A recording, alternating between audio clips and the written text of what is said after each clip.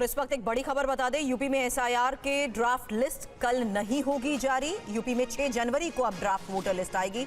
6 जनवरी से 6 फरवरी तक आपत्ति दर्ज करा सकेंगे वोटर और यूपी में फाइनल वोटर लिस्ट 6 मार्च को जारी होगी। तो आपको बता दें, एसआईआर को लेकर ये एक बड़ा अपडेट है, जहां कल यानी 31 दिसंबर को ही एसआईआर की ड्राफ्ट लिस्ट जारी होनी थी, लेकिन इसमें अब ये जो संशोधन हुआ है इसके बारे में और जानकारी के साथ हमारे सहयोगी अभिजीत इस वक्त हमें ज्वाइन कर चुके हैं। बताएं अभिजीत।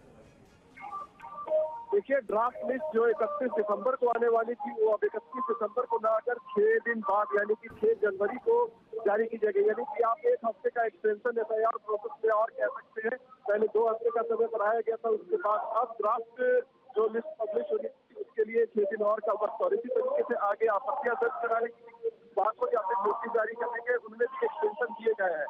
यानी कि अब जो फाइनल लिस्ट पहले 28 फरवरी को जारी होने वाली थी मतदाताओं की, वो अब 28 फरवरी को जारी न होकर 6 मार्च को पब्लिश हो पाएगी। तो ये एक बदलाव जो है वो चुनाव आयोग की तरफ से किया गया है। तो पहले जो इन्यूमरेशन फॉर्म भरने की तिथि को बढ़ाई गई और अब ड्राफ्ट लिस्ट पब्लिश होने की तिथि बढ़ाई गई है और इसमें फाइनल लिस्ट जो आएगी वो भी देरी से आएगी और सभी में 1 हफ्ते का एक्सटेंशन लगभग किया गया है। तो कल आंकड़े जारी नहीं होंगे। खबर हमारे सहयोगी अभिजीत बता रहे हैं कि अब 6 जनवरी को ड्राफ्ट लिस्ट सामने आ सकती है और दावे और आपत्तियों की तारीख 6 जनवरी से 6 फरवरी और फाइनल वोटर लिस्ट 6 मार्च को जारी होगी। और गृह मंत्री अमित शाह ने आज पश्चिम बंगाल के सीएम ममता बनर्जी के कामकाज और राज्य में घुसपैठ की स्थिति को लेकर कई बड़े आरोप लगाए। उन्होंने कहा कि वोट बैंक की वजह से राज्य में उद्योग बर्बाद कर दिए गए। अमित शाह ने घुसपैठ रोकने के लिए मजबूत ग्रिड बनाने की भी बात कही। तृणमूल कांग्रेस के 15 साल के शासन में भय, भ्रष्टाचार और कुशासन और विशेषकर घुसपैठ से बंगाल की जनता चिंतित भी है, भयभीत भी है और आशंकित भी है। एक ऐसी मजबूत राष्ट्रीय ग्रिड बनाएंगे जो बंगाल से घुसपैठ को समाप्त कर देगी। इंसान छोड़ दीजिए, परिंदा भी पैर नहीं मार पाए, इस प्रकार की एक मजबूत ग्रिड की रचना हम करेंगे। आपका पटवारी क्या कर रहा है, आपका थाना क्या कर रहा है, क्यों इसको अरेस्ट नहीं किया जाता, क्यों उस पर केस दर्ज नहीं होता, क्यों इसको वापस भेजा नहीं जाता? जवाब है क्या आपके पास? क्या बंगाल की मुख्यमंत्री जवाब दे सकती है कि असम में घुसपैठ क्यों बंद हो गई, त्रिपुरा में घुसपैठ क्यों बंद हो गई, गुजरात और राजस्थान की बॉर्डर पर घुसपैठ क्यों नहीं होती है, पंजाब की बॉर्डर पर घुसपैठ क्यों नहीं होती है? उधर पश्चिम बंगाल में दुर्गा आंगन परियोजना को लेकर राजनीतिक घमासान तेज हो गया है। विपक्ष के नेता शुभेंदु अधिकारी ने कहा है कि जिस जमीन पर मंदिर बनाने की बात कही गई थी वो उद्योग के लिए तय थी, लेकिन सरकार ने उद्योग भगा दिए। विधानसभा चुनाव से कुछ महीने पहले पश्चिम बंगाल के मुख्यमंत्री ममता बनर्जी ने कोलकाता में दुर्गा आंगन परिसर की आधारशिला रखी। इस मौके पर कई साधु संत मौजूद थे। ममता बनर्जी ने इस मौके पर खुद को सेकुलर बताया। জানুয়ারি মাসের সেকেন্ড উইক নর্থ বেঙ্গল থেকে আমি দেখতে পাচ্ছি সঞ্জয় টিবরেওয়াল এবং দুগাড়ের সহ অনেকে এসছেন। মহাকাল মন্দিরের শিলান্যাস হবে, জমি কিন্তু আমি দেখে নিয়েছি, রেডি করে দিয়েছি, পুজোর দিনও আমি মনে মনে ঠিক করে নিয়েছি। बीजेपी ने दुर्गा आंगन प्रोजेक्ट को लेकर ममता पर तुष्टीकरण की राजनीति करने का आरोप लगाया है।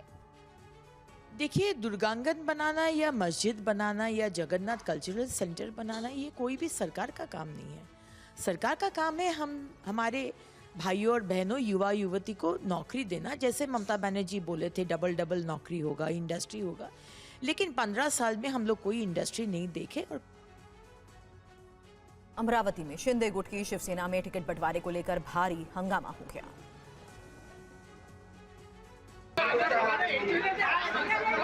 अमरावती में शिवसेना शिंदे गुट के दफ्तर में मची अफरा तफरी बता रही है कि यहां सब कुछ ठीक नहीं है। एबी फॉर्म वितरण के दौरान कार्यकर्ताओं को गुस्सा 7वें आसमान पर पहुंच गया। फॉर्म न मिलने से नाराज दावेदारों और पदाधिकारियों के बीच जमकर तीखी बहस और धक्का मुक्की हुई।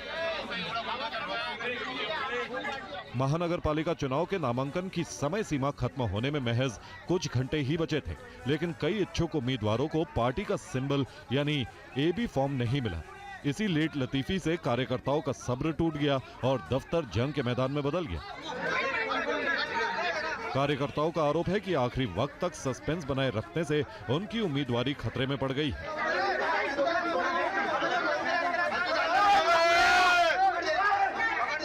हालांकि मौके पर मौजूद वरिष्ठ नेताओं ने हालात संभालने की कोशिश की, लेकिन चुनाव से ठीक पहले इस गृह युद्ध ने शिंदे गुट की मुश्किलें बढ़ा दी।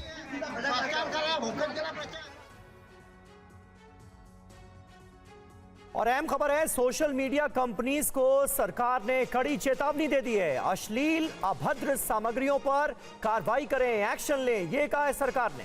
बाल यौन शोषण से जुड़ी गैर कानूनी सामग्री पर तुरंत एक्शन लिया जाए। आदेश न मानने पर कानूनी कार्रवाई की वार्निंग दी गई है। आईटी एक्ट की धारा 79 के तहत कंपनियों को आदेश मानने की बाध्यता है, ये बताया गया है, वार्निंग दी गई है, चेताया गया है। और ये दरअसल एक कोशिश है कि सोशल मीडिया पर जो कंटेंट जा रहा है और जिस तरह से गैर कानूनी अभद्र अश्लील सामग्री पोस्ट की जा रही है, उस पर नकेल लगाई जा सके। और इसी मंशा के साथ सरकार ने तमाम सोशल मीडिया कंपनीज को ये वार्निंग दी है और कहा है कि ऐसे कंटेंट पर तुरंत एक्शन लिया जाए।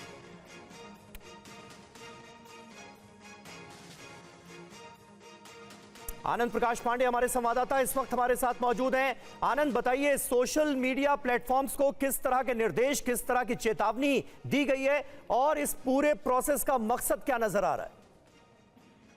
देखिए, सरकार को बार बार ये शिकायतें मिलती रही है कि सरकार ने पहले भी ऐसी एडवाइजरी जारी की है, बावजूद इसके जो सोशल मीडिया प्लेटफॉर्म है या फिर OTTs है, वहाँ पे जो अश्लील कंटेंट है या बच्चों की यौन हिंसा से जुड़ा मामला है या फिर ऐसे अभद्र चीजें हैं, उनका प्रसारण किया जा रहा है। खासकर के सोशल मीडिया पर आप भी देखते होंगे कि ट्विटर हो, यूट्यूब हो, इन तमाम ऐसी जगहों पे अश्लील कंटेंट जारी है। तो ऐसे में सरकार ने फिर से एक बार जो सोशल मीडिया प्लेटफॉर्म है और जो इंटरमीडिएट है, उनको ये एडवाइजरी के तौर पर एक चेतावनी दी है कि आपको कार्रवाई करनी पड़ेगी और अगर आप कार्रवाई ऐसी नहीं करते हैं तो फिर सरकार को कार्रवाई करने के लिए बाध्य होना पड़ेगा। सरकार ये कह रही है कि व्यक्ति की स्वतंत्रता है देश में और सरकार इसका पूरी तरह से इसकी समर्थन में रहती है, लेकिन अगर ऐसा आप कोई भी कंटेंट इस्तेमाल करते हैं आपके सोशल मीडिया प्लेटफॉर्म के जरिए, आप उसको समाज में जाने देते हैं, जैसे कि जिसमें अश्लील कंटेंट हो, बच्चों की यौन हिंसा जो चीजें हो या फिर अभद्र बातें हो, तो इसको कतई बर्दाश्त नहीं किया जाएगा और ये सोशल मीडिया प्लेटफॉर्म्स की जिम्मेदारी है। सरकार को दरअसल ऐसी बहुत शिकायतें मिली, तमाम सांसदों से लेकर संसद के अंदर तक ये मामला उठा था कि सरकार के तमाम एडवाइजरीज के बाद भी सोशल मीडिया प्लेटफॉर्म्स मान नहीं रहे, उनके प्लेटफॉर्म का इस्तेमाल अश्लील कंटेंट को फैलाने के लिए किया जा रहा है, जिससे समझ में मैसेज नहीं जा रहा है, ठीक मैसेज नहीं जा रहा था। ऐसे में सरकार ने एक बार फिर से चेतावनी दी है इन सोशल मीडिया प्लेटफॉर्म्स को कि आप अपने प्लेटफॉर्म का इस्तेमाल ऐसे कंटेंट को होस्ट करने के लिए ना करें और कार्रवाई करें। ऐसे कंटेंट को न सिर्फ हटाई बल्कि ऐसे जो भी हैंडल्स है या फिर जो भी ऐसे आईडीज है उनको आप ब्लॉक करें, नहीं तो फिर मजबूरन सरकार को आपके खिलाफ कार्रवाई करनी पड़ेगी। शुक्रिया आनंद आपका इस जानकारी के लिए।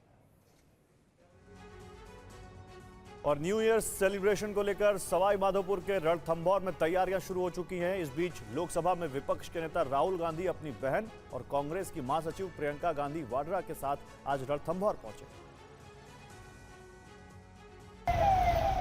जानकारी के अनुसार करीब दोपहर 1:15 बजे राहुल और प्रियंका का काफिला रणथंभौर पहुंचा। मार्गों पर अतिरिक्त पुलिस बल तैनात रहा और होटल परिसर में भी सुरक्षा व्यवस्था चाक-चौबंद रही। सूत्रों के अनुसार राहुल गांधी एवं प्रियंका गांधी वाड्रा 4 दिन तक रणथंभौर में प्रवास करेंगे। बताया जा रहा है कि प्रियंका गांधी वाड्रा की रणथंभौर टाइगर रिजर्व में भ्रमण पर जाने की संभावना है। वन विभाग की ओर से शाम की पारी में प्रियंका गांधी वाड्रा के नाम से जिप्सी बुक कराई गई। राहुल गांधी और प्रियंका गांधी के आगमन से रणथंभौर में राजनीतिक और पर्यटक गतिविधियों को लेकर हलचल बढ़ गई है। रणथंभौर टाइगर रिजर्व गांधी परिवार का पसंदीदा स्पॉट है। अक्सर गांधी परिवार के सदस्य रणथंभौर आते रहते हैं। इस साल लोकसभा में विपक्ष के नेता राहुल गांधी का ये दूसरा रणथंभौर दौरा है, जबकि प्रियंका गांधी वाड्रा का ये इस साल तीसरा रणथंभौर दौरा है। राहुल गांधी कई मौकों पर पर्यावरण संरक्षण, वन्य जीवों की रक्षा और सतत विकास की बात करते रहे हैं।